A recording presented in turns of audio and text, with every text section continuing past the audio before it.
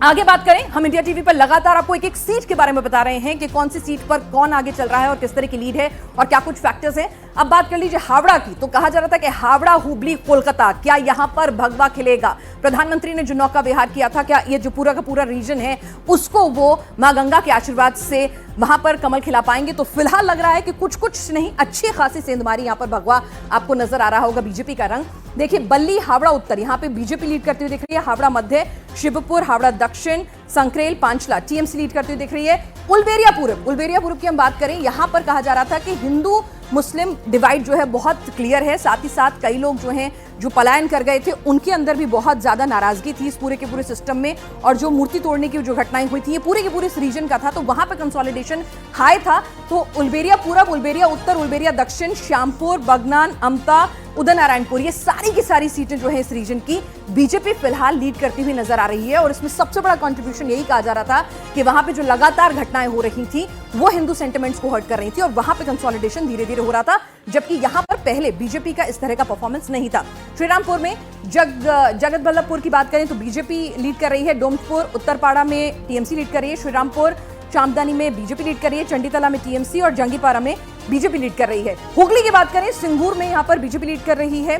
चंचुरा में BJP lead कर रही है। बालगढ़ में बीजेपी लीड कर रही है। पांडुआ में बीजेपी लीड कर रही है। धानेखाली में बीजेपी लीड कर रही है। तो सप्तग्राम और चंदननगर को छोड़ दें तो बाकी इधर हुगली रीजन में भी, ये आपको बता दूं, वो इलाके हैं जहां पर टीएमसी का संगठन कहा जाता है कि बीजेपी का संगठन कहीं भी टीएमसी के संगठन के आगे ठहरता नहीं है। बीजेपी अपनी इनरोड्स बनाने में कामयाब ही नहीं हुई थी। तो धीरे धीरे आपको किस तरह से यहां पर बीजेपी का रंग जो है डोमिनेट करता हुआ नजर आएगा, वो बता रहा है कि कहीं ना कहीं anti incumbency, Hindu vote consolidation वहां पर हावी हुआ और बीजेपी ने जो मेहनत की है उसके बारे में भी लगातार चर्चा करें। आरामबाग की बात करें, हरिपाल, तारकेश्वर की सीट के लिए कहा जा रहा था कि बीजेपी के ही खाते में जाएगी। पुरस्पुरा, आरामबाग, गोघाट, खानकुला, चांद्रकोना, ये सारी की सारी सीटें आरामबाग रीजन की जो है वो बीजेपी लीड करती हुई नजर आ रही है।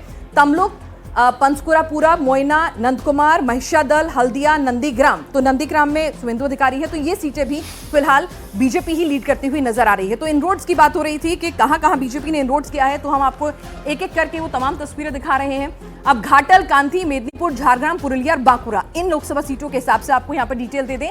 पंचकुरा पश्चिम, संबंग, पिंगला, देवरा, हर जगह यहां पर और घाटल में बीजेपी आगे चल रही है। दसपुर और केशपुर में टीएमसी आगे चल रही है। कांथी की बात करें, चांदीपुर, पाटसपुर, कांथी उत्तर, भगवानपुर, खेजूरी, कांथी दक्षिण, रामनगर, आप देखिए कि पूरा का पूरा कांथी रीजन जो है यहां पर बीजेपी सीधे सीधे क्लीन स्वीप करती हुई नजर आ रही है।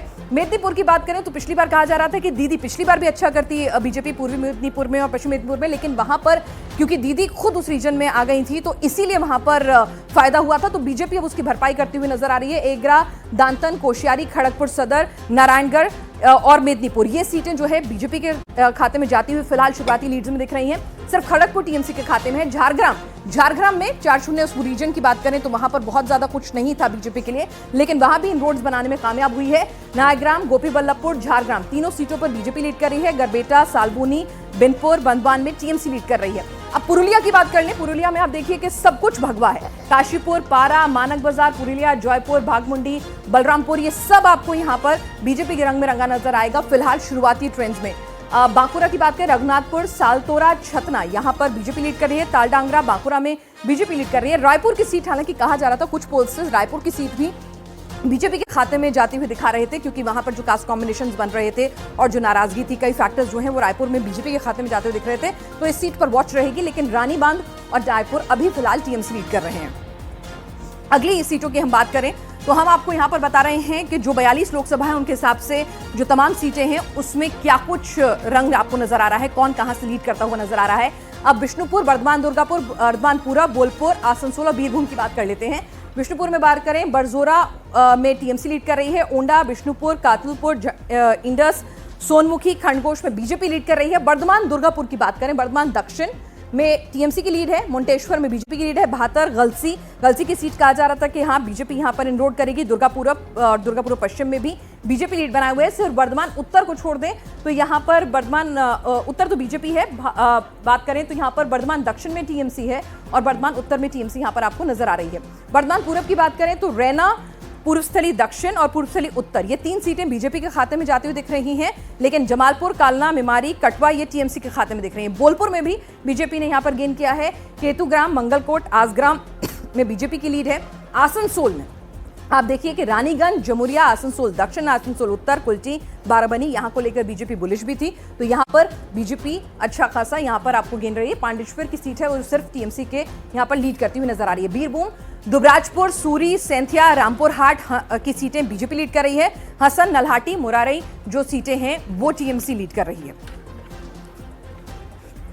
और बंगाल की सभी 293 सीटों के रुझान अब आ चुके हैं। 161 सीटों पर इस वक्त बीजेपी के कैंडिडेट लीड कर रहे हैं। तृणमूल कांग्रेस को काफी नुकसान होता हुआ दिखाई दे रहा है। अभी तक की गिनती में 128 सीटों पर सिर्फ उसके उम्मीदवार आगे चल रहे हैं। रुझानों में जो मेजॉरिटी मार्क है बीजेपी उसको पार कर चुकी है, मतलब रुझानों में वो 148 के ऊपर जा चुकी है। 148 ही चाहिए सरकार बनाने के लिए। 160 पर बीजेपी के उम्मीदवार इस वक्त आगे चल रहे हैं।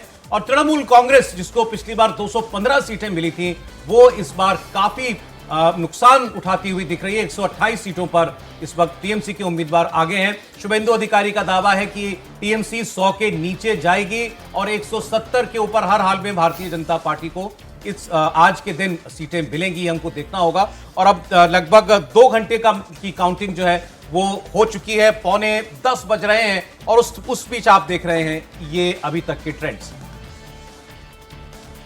ये जो चेन्नई से जो खबरें आ रही हैं, तमिलनाडु के जो ट्रेंड्स आ रहे हैं वो भी वाकई में चौंकाने वाले हैं। अब लगभग तय है कि विजय की पार्टी टीवी के वो सबसे बड़ी पार्टी बनकर उभरेगी। जी बिल्कुल, देखिए रजत जी, बहुत ही चौंकाने वाली खबर जो है वो चेन्नई से है। चेन्नई डिस्ट्रिक्ट की 16 सीटों में 16 की 16 सीटों पर टीवी के आगे है। उसमें 2 सीटें हम लगातार जिक्र कर रहे हैं, एमके स्टालिन और उदयनिधि स्टालिन की भी है। उसके अलावा जो केटीसीसी रीजन है, टोटल 37 सीट्स है। अभी जो ट्रेंड्स मिल रहे हैं उसके हिसाब से 35 सीट्स पर टीवी के आगे चल रही है। तो आप ये और उसमें एक और दिलचस्प बात यह है कि जो कोंगू बेल्ट है, जो वेस्टर्न तमिलनाडु है, जिसमें सेलम, ईरोड, करूर, तिरुपुर, कोयम्बटूर, ये जो एआईडीएमके का बेल्ट है, वहाँ पर एआईडीएमके ने अपने पोजीशन को बिल्कुल होल्ड कर रखा है। वहाँ पर बहुत ज़्यादा डेंट जो है टीवी के करती हुई नजर नहीं आ रही है।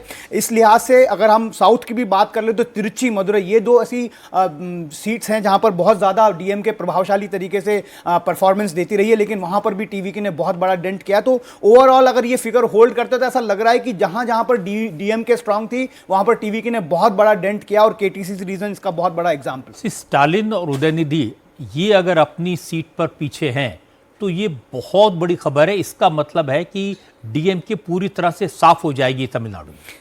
बिल्कुल, देखिए जिस तरह से अभी तक जो खबरें आ रही है, ईवा वेलू, जैसा मैंने आपको बताया, शेखर बाबू, जो जितने भी मंत्री हैं, कम से कम 17 मंत्री जो हैं डीएमके के मुखिया एमके स्टालिन जो सीएम है, उनके बेटे उदयनिधि स्टालिन डिप्टी सीएम है, उनको मिलाकर 17 मिनिस्टर्स जो अभी सूचना मेरे पास मिल रही है कि वो पीछे चल रहे हैं। उसके अलावा जितने भी बड़े स्टालवार्ट हैं डीएमके के वो पीछे चल रहे हैं। और उसकी वजह टीवी के है। एक बार फिर इस बात को जोर देकर कहना होगा कि जो रूरल एरियाज हैं जहां पर एआईडीएमके का जोर है, वहां पर एआईडीएमके ने अपनी पोजीशन को होल्ड कर रखा है। वहां पर टीवी के उतने अभी तक जो ट्रेंड्स हैं उसमें डेंट लगाती हुई नहीं दिख रही है, लेकिन डीएमके के जितने भी स्ट्रांग होल्ड्स हैं, चाहे बैस्टियंस हैं, वहां पर टीवी के बहुत जबरदस्त परफॉर्मेंस करती हुई। तो ये वोट डीएमके के खिलाफ है, ये वोट स्टालिन के खिलाफ है, ये वोट उदयनिधि के खिलाफ है। और जहां टीवी के स्ट्रांग है उसको वोट मिला, जहां एआईएडीएमके स्ट्रांग है उसको लोगों ने वोट दिया। जी, ये जो अभी ट्रेंड्स है रजत जी, उसमें यही नजर आ रहा है कि क्योंकि ये लगातार हम इस बात की चर्चा कर रहे थे कि 154 जो रूरल सीट्स हैं जहां पर ये फैसला होगा कि कौन सरकार बनाएगा, वहां पर उतने अच्छे से आंकड़े या फिर डाटा जो है वहां से पता नहीं चल पा रहा था। लेकिन अब ये पता चल रहा है कि कुछ जगह पर पेनिट्रेशन, जहां पर डीएमके का स्ट्रांग होल्ड है रूरल में, वहां पर टीवी के बहुत शानदार तरीके से कर रही है। लेकिन जहां एआईडीएमके का स्ट्रांग होल्ड है वहां पर अभी उसको डिफेंड करने में एआईडीएमके कामयाब नजर आ रही है। लेकिन 118 के करीब अभी भी कोई पहुंचता दिखाई नहीं दे रहा। अब ये तो क्लियर है कि डीएमके नंबर 3 पार्टी हंग असेंबली होगी, फिर बाद में एडजस्टमेंट करके। और नंबर 2 की पार्टी एआईडीएमके बनती हुई दिख रही है, जो ट्रेंड्स अभी चल रहे हैं, क्योंकि अब ऐसा लग रहा है कि डीएमके प्लस जो है वो नंबर 3 की पार्टी बन जाएगी। लेकिन तमिलनाडु काम आएगा। जी बिल्कुल, ये हमने चर्चा की थी कि विजय ने ये कहा है कि जीतने के तुरंत बाद सारे कैंडिडेट्स को चेन्नई पहुंचना है। और मींजूर एक जगह है चेन्नई के पास, उन्होंने एक रिसोर्ट वहां पर बुक किया है। उनका ये मानना था कि 100 कैंडिडेट उनके जीत रहे हैं, और जैसा लग भी रहा है। और 100 कैंडिडेट्स के लिए रूम्स ऑलरेडी वहां बुक किए जा चुके हैं। मैं कह रहा हूँ कई सालों से ये तमिलनाडु की राजनीति से ये बात उठ रही थी कि लोग द्रविडियन पॉलिटिक्स से ऊब गए हैं, उसका विकल्प चाहते हैं। विजय उसके विकल्प के रूप में उभरे हैं। एक समय लग रहा था शायद बीजेपी उभर जाए, लेकिन बीजेपी पीछे चली गई। उसको लगा कि असेंबली में डीएमके को हराना जरूरी है, बजाय हम विकल्प इनका बनने की आइडियोलॉजिकल मॉडल क्या है विजय का? कोई आइडियोलॉजी नहीं। मातरम लेकिन जो है, जो द्रविड़ राजनीति है उससे उन्होंने अपने को नहीं जोड़ा। वो क्रिश्चियन है और बीजेपी ने अपने पूरे कैंपेन में उनका पूरा नाम कैंपेन में यूज करते थे, बार बार लोगों को बताते थे ये क्रिश्चियन है। लेकिन इन सब चीज़ों का उनकी पॉपुलैरिटी पर कोई फर्क नहीं पड़ा। लोगों ने एक बदलाव के लिए, चेंज के लिए वोट दिया है और विजय लुक्ड ए फ्रेश फेस। उनको लगा हाँ ये इसमें दमखम है, और जो उनकी एक इमेज बनी हुई है अपनी सिनेमा के हिसाब से और अपने कामों के हिसाब से कि कॉमन मैन है, वो एक साधारण व्यक्ति की तरह वो है, उस तरह की लीडर नहीं है जिस तरह के बड़े बड़े ग्लैमरस लीडर्स तमिलनाडु की पॉलिटिक्स ने देखे हैं। ये ज़मीन पर उतरे हुए लोग हैं, और मुझे लगता है तमिलनाडु की जनता ऐसे किसी नेता का इंतजार कर रही थी। जी, कन्वेंशनल जो पॉलिटिक्स की डेमोग्राफी है उसको पूरी तरह से शैटर करते हुए यहाँ पर दिख रहे हैं, क्योंकि जैसा प्रदीप जी भी बता रहे थे कि एक अलायंस जो है वहाँ पर बहुत बड़ी भूमिका अदा करता है किसी भी जाति वोट, क्योंकि उनका कोर वोट बैंक होता है एआईडीएम डीएमके का, और जो जाति वोट जातिगत पार्टियां उनके साथ जुड़ती है तो वो एक्सेलरेट करती हैं, वो जीत हार का फैसला होता है। लेकिन जब टीवीके का परफॉर्मेंस दिख रहा है तो यहाँ डेमोग्राफी बिल्कुल साफ है, जेंडर जो है उसके हिसाब से वोट पड़े हैं, क्योंकि महिलाओं को हमने बहुत बढ़ चढ़ कर देखा कि वो टीवीके को सपोर्ट कर रही है, और यूथ जो ब्रैकेट है 18 to 39 वो लग रहा है कि 40% वो तमिलनाडु का वोट बैंक है, लग रहा है कि उसने भी भरकर टीवी एक और हेडलाइन